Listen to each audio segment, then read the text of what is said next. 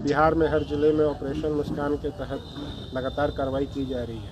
उसी क्रम में मधुबनी ज़िला में ये दूसरे चरण में, पहले चरण में हम लोगों ने 75 मोबाइलों को ढूंढ करके, जो या तो चोरी हुए मोबाइल थे या खोए हुए मोबाइल थे, स्मार्टफोन्स ज़्यादा थे, उनको ढूंढ करके हम लोगों ने उनके जो एक्चुअल धारक थे, जो मालिक थे, उनको हम लोगों ने सौंपा था।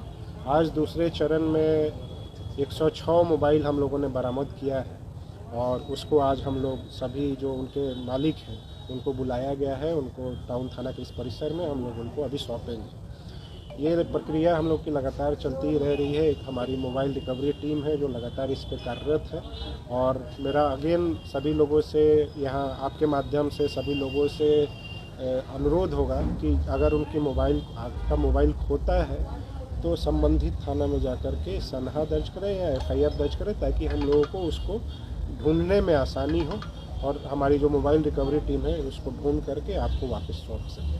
धन्यवाद। और उस पर हम लोग लगातार कार्रवाई कर रहे हैं।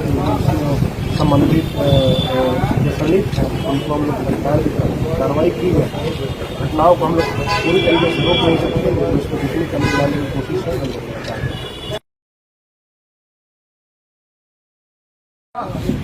गौरव कुमार,